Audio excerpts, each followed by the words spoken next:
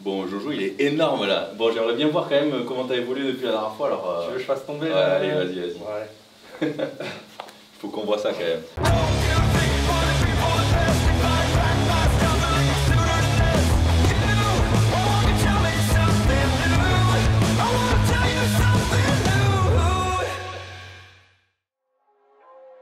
Salut les amis, regardez avec qui je me retrouve aujourd'hui, Jojo. Salut tout le monde. Comment ça va, Jo? Ça va et toi? Ouais, super. Je sais pas si vous vous rappelez, mais il y a 2 mois de ça, on avait fait une vidéo avec Jojo. Je vous l'avais présenté et puis il nous parlait d'une prochaine compétition que tu vas faire du coup bientôt. Très bientôt, ouais, ça y est, ça approche. Alors c'est où? Dis-nous. Alors la prochaine compète, ce sera à Alicante. C'est le 6 novembre, donc là il me reste un petit peu moins de 4 semaines. Ah ouais, ça a commencé à tirer un petit peu là, au niveau de la sèche. Ouais, c'est la partie la plus délicate là.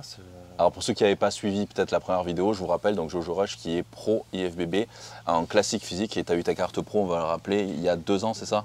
Tout pile. Tout pile. Ouais, voilà. C'est jour pour jour même. Ah bah, tu vois. Ouais. Donc là, c'est vrai que c'est assez rare quand même d'avoir des Français pros en classique physique. Donc voilà, je tenais quand même à le souligner. Et puis ça me fait super plaisir aussi que tu te sois remis à YouTube un petit peu parce que j'ai vu que tu avais recommencé ta chaîne. On va dire que tu m'as remotivé aussi. Donc, génial, ça fait plaisir. Bon, et du coup, la dernière fois, tu étais en termes de poids, tu disais que par rapport à ta catégorie classique physique, il ne faut pas que tu dépasses combien par rapport à ta taille? Alors là, par rapport à ma taille, moi j'ai le droit à 101 kg à la pesée. 101, ok. Ouais. Et là, la dernière fois qu'on s'était vu, j'étais à 108 kg. D'accord. Et aujourd'hui, je suis toujours à 108 kg. Donc tu n'as pas perdu. Le poids ne bouge pas. Bon, le physique a quand même bien évolué. La composition corporelle a quand même bien changé. Vous allez voir tout ça dans la vidéo, mais franchement... Donc là, tu flippes un petit peu parce que c'est vrai qu'il faut que tu fasses quand même le poids. Après, bon, quand on connaît un petit peu le process, on sait que c'est beaucoup d'eau que le corps retient. Ouais. C'est vraiment les derniers jours là aussi que voilà. Après le risque, c'est vrai que c'est les derniers jours de manipuler un peu justement les fluides corporels, mais de ne pas aller non plus dans l'excès parce que c'est quand même assez risqué de perdre trop d'eau d'un coup, quoi. Donc c'est vrai que c'est pour ça qu'il vaut mieux être quand même prêt un peu à l'avance. C'est ça. Après donc, mon corps est quand même il est quand même assez complexe par rapport justement à la rétention d'eau. Ouais. Par exemple, moi je fais mon cardio le matin à jeun. Je me pèse avant et après. Après mon cardio, je fais des fois 3 kg de moins. D'accord. Pour te dire tellement je transpire. Ouais. Et pour la petite anecdote, quand j'ai fait ma dernière compétition, quand j'ai eu ma carte pro, le matin, quand je me suis réveillé, j'étais à 99 kg et j'avais le droit à 96 à la pesée. Wow. Et donc du coup, je suis allé faire du cardio. J'ai fait 45 minutes avec plusieurs couches de vêtements. Je suis rentré, je faisais 95. D'accord. Donc voilà, au niveau de la rétention d'eau, je sais que c'est pour ça que normalement je ne devrais pas m'inquiéter, même si on voit le poids assez haut. Mais ça peut faire stresser aussi les derniers jours. En plus, quand on stresse, on sait qu'avec le cortisol, on fait aussi de la rétention d'eau, donc c'est un peu compliqué. Donc, mais bon, je suis sûr que tu vas être prêt, que tu vas être vraiment au top. Et puis aujourd'hui, je voulais te faire tester la fameuse T-Tax. Et vu que c'est ton point, je pense que c'est ton point fort, les épaules. Ouais, c'est vrai. Donc je voulais quand même qu'on teste une séance épaules avec Jojo sur la T-Tax, les amis. Donc c'est parti, on vous montre tout ça. Et puis Jojo, il va nous montrer un petit peu aussi ses techniques favorites, disons, pour avoir des épaules bien galbées. Carrément. Allez, c'est parti, let's go. Bon, allez, un petit pré-workout et c'est parti. Hop. Allez, c'est comme l'apéro, mais... Allez, à la tienne. Hein.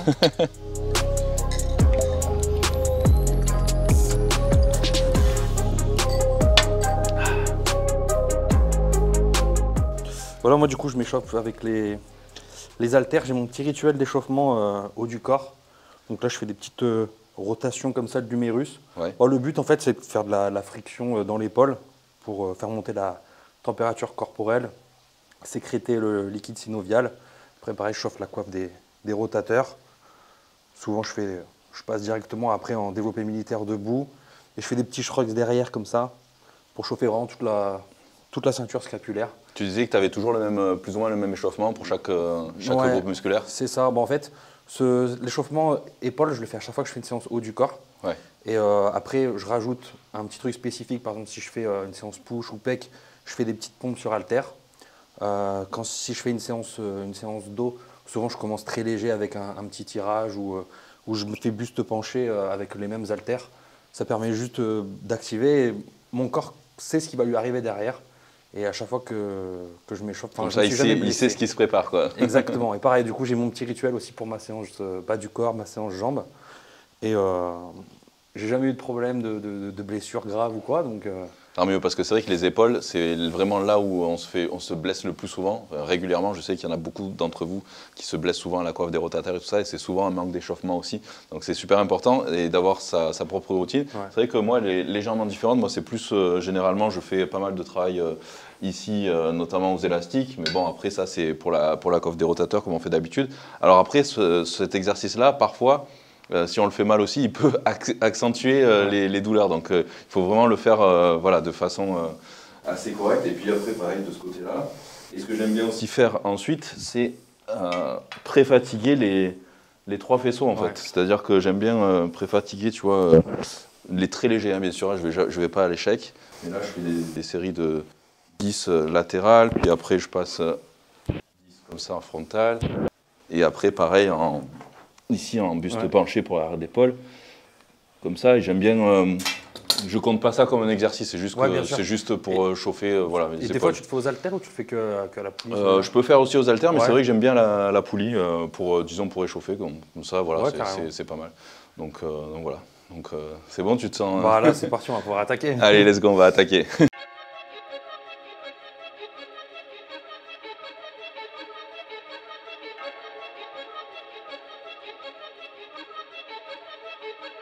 C'est vrai que les possibilités de la machine sont quand même assez incroyables. Attends, t'as rien vu là. Tu peux vraiment tout adapter, chaque cran, chaque millimètre. Puis tu vois, là, les poignées, j'en ai là, j'en ai de là-haut des plus fines, j'en ai encore là-bas derrière, j'en ai plein. Je peux changer tout.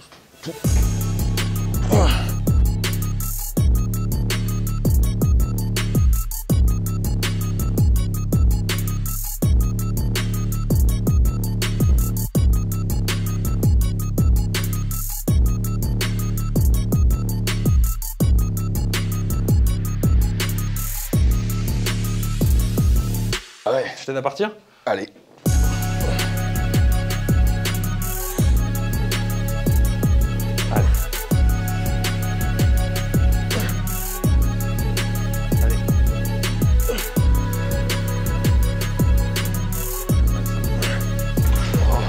Là, ça commence à chauffer là.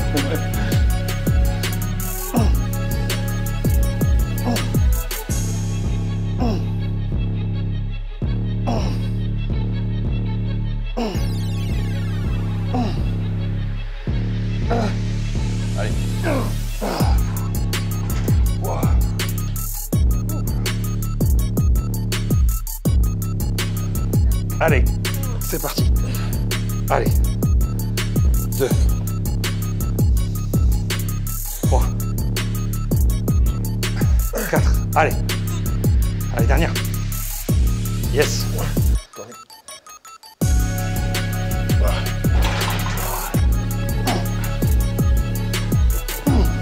Allez.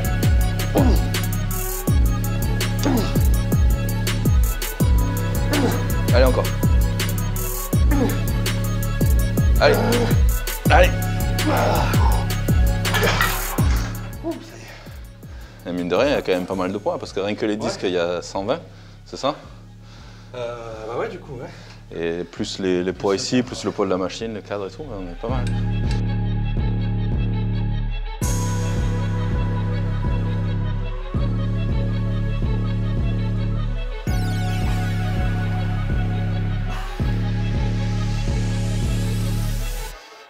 C'est vraiment le côté stabilisation qui est intéressant, parce qu'au final, tu sens une douleur un peu plus profonde dans le muscle, sans forcément être plus lourd. Ouais, c'est clair. Et ouais, c'est pas mal. À mon avis, ça va chauffer. Ouais. Attention aux doigts. Voilà. Ouais.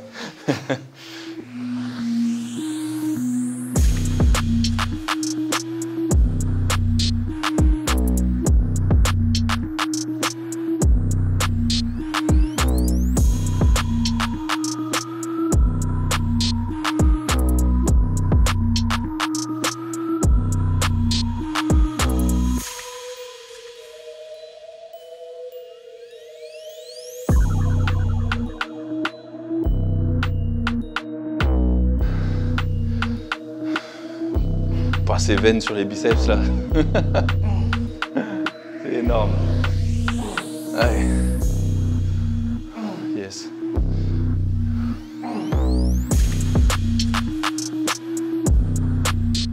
Bon, va se faire un petit biceps. Là, donc, la poulie ici, où on va focaliser un peu plus sur l'avant d'épaule.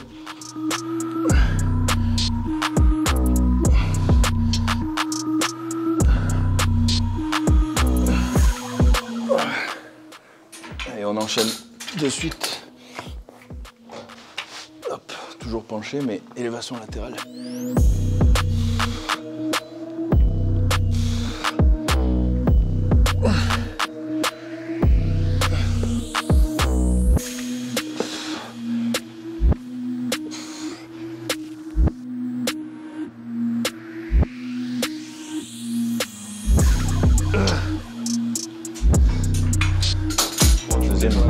Deuxième, ça pique bien.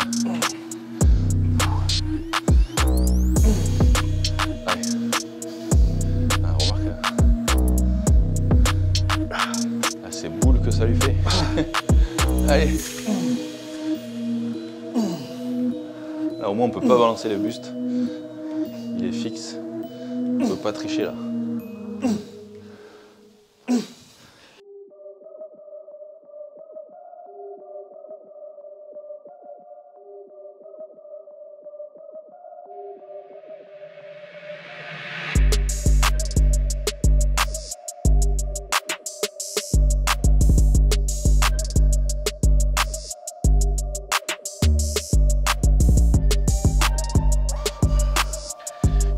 Encore.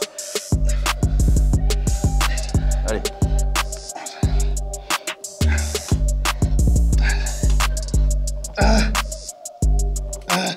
Allez. Ok.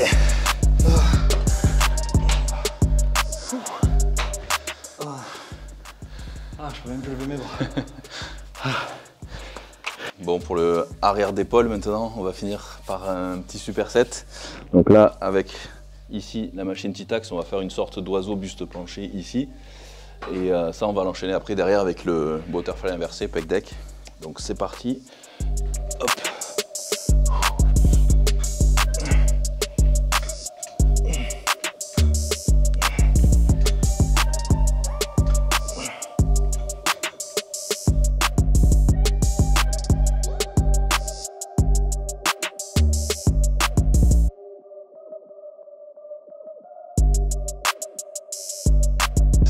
Ça va, tu le sens? Ouais, ça va. La contraction est pas mal. C'est dur comme du béton là.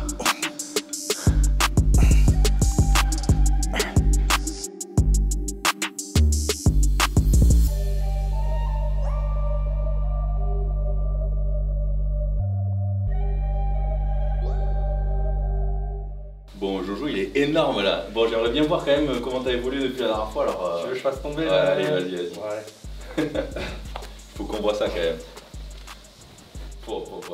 J'ai peut-être perdu du bronzage depuis la dernière fois, parce que je me suis pas mis au soleil. Mais... Ah, les épaules, il faut avoir de dos quand même. Ah ouais. Ah. Ça fait des poules énormes là, l'arrière d'épaule. Là, je me sens tout petit à côté là. Ah putain. Bon bah là, il y a de quoi rivaliser avec Sibom là. Chris Bumstead. My life just flashed before my eyes. Oh my god. Il va falloir passer encore un peu. Ah, il faut soutenir le Jojo là les amis. Hein. Bon, je me mets torse nu, mais moi je suis à la retraite, hein, donc pas de commentaires. Allez, hop. Ah. Let's go.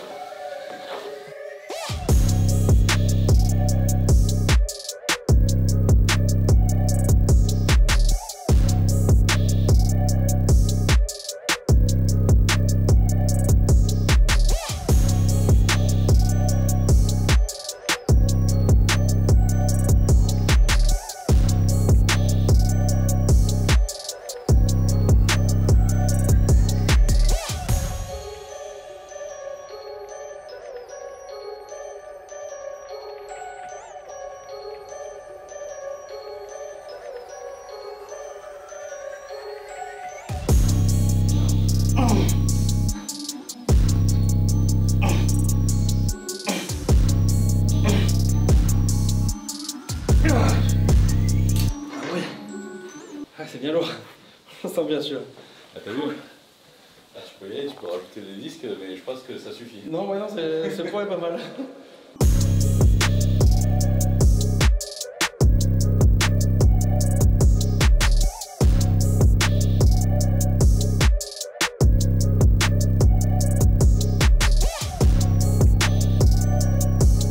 Bon, je voulais pas finir cette séance sans te montrer quand même un ou deux exercices qu'on peut faire pour les cuisses, parce que franchement c'est quand même un truc de fou, il y a de quoi faire.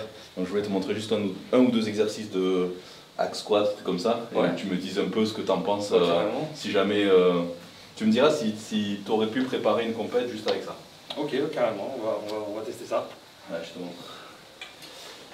Alors, donc on va lui faire tester le hack squat, ça fait pas partie de la séance cuisse, mais c'est juste... Je vais essayer de mettre dedans déjà. Ouais. Vas-y, débloque. Tac. Ok.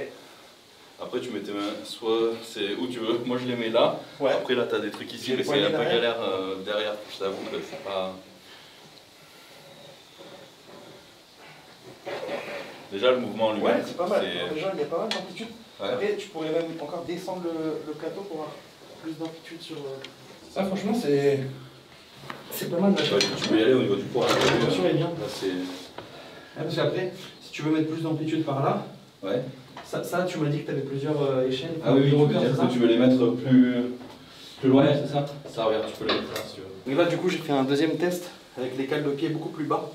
Parce que moi sur les hack squats j'adore avoir une amplitude quasiment complète, presque les fessiers qui touchent les talons. Donc on va voir comment je peux arranger le truc. Tout est modifiable, je lui ai dit. Donc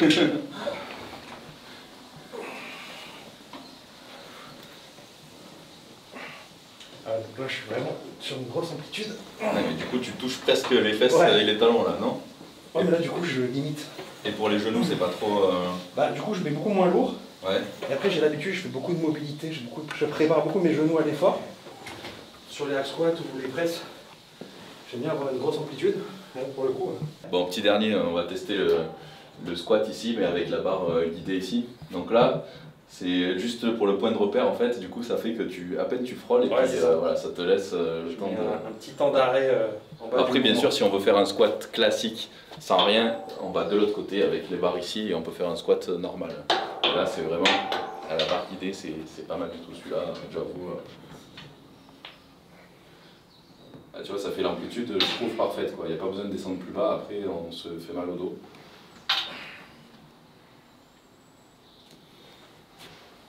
Moi, je suis déjà en train de congestionner. Je vais faire un full body aujourd'hui. Non, c'était pas prévu qu'on fasse les cuisses, là c'était juste un petit test, mais bon, t'en penses quoi du coup de celui-là? Non, franchement, c'est top. C'est ouais, top, pas mal. Peut-être même essayer, pourquoi pas se mettre dans l'autre sens et les pieds un peu plus en avant. Ah oui, oui. Plus d'amplitude, même se faire en sumo carrément. Franchement, c'est... Bon, séance finie les amis, c'était séance épaule et puis après on a un petit peu bricolé pour voir les possibilités disons de la machine pour les cuisses. Mais là je vais pas le faire souffrir davantage parce que là je crois que tu es à 0 glucides en ce moment, c'est ça? Ça tire un peu. J'ai cardio encore derrière. Ah ouais, 45 minutes c'est ça tu m'as dit? J'ai fait 45 minutes ce matin et là tout à l'heure je pense que je vais faire 30 minutes là sur l'escalier. Oh, putain, vous imaginez 45 minutes le matin, quasiment pareil l'après-midi, plus le training muscu et la diète avec 0 glucides. Ouais. Bon, j'ai des jours avec un peu de glucides quand même. Ouais. Je suis pas tout le temps à 0, ne faites pas ça non plus. Non. Mais ouais, ça commence à tirer. Et là, vraiment les 3 dernières semaines, là on rentre vraiment dans le rouge. Ouais. On se met vraiment mal. Ça c'est les plus durs. Hein. Ouais, c'est ça. Pour ceux qui n'ont jamais fait de compète, c'est vrai que c'est difficile à comprendre, mais honnêtement, les 3 dernières semaines avant une compétition, chaque fois, j'avais envie d'arrêter, tout le temps. Ouais. Alors, je sais pas si toi, ça te l'a déjà fait, mais moi, les deux dernières semaines avant une compète, je dis, mais pourquoi je fais ça? Et franchement, je veux arrêter à chaque fois, tellement c'est dur, tellement on n'en peut plus. Et puis, il y a le truc qui te pousse, et puis tu sais que tu vas tellement kiffer sur scène et que c'est ton truc que tu vas jusqu'au bout. Ouais, c'est ça, il y a vraiment des hauts et des bas. Après, c'est vrai que on est vraiment faible psychologiquement à ce niveau de la compétition, et c'est vrai que après, quand on pense, on a aussi les réseaux, on a des gens qui nous soutiennent, donc ça nous donne un peu de force. Aide, hein, mine de rien. Et on se dit qu'on doit aussi montrer l'exemple. Et donc, c'est pour ça, donnez de la force les amis, donnez de la force à Jojo Rush, allez vous abonner à sa chaîne, à ses réseaux sociaux aussi, allez lui envoyer plein de messages de soutien, tout ça en fait ça nous aide au quotidien et vous m'avez beaucoup aidé aussi moi pendant mes compétitions, quand je cherchais à avoir ma carte pro, etc. pendant toutes ces années et en fait tout ça, c'est ça aussi qui nous booste et qui font que on n'abandonne pas quoi. Donc même si nous on vous aide à ne pas abandonner, vous en retour vous nous aidez aussi à pas lâcher, donc c'est super important. Ouais, merci beaucoup de la force et du soutien. Donc qu'est-ce que tu en as pensé sinon de cette séance, de la machine en elle-même, de tout ça? Franchement, si j'avais une machine comme ça pendant le confinement, j'aurais été très heureux.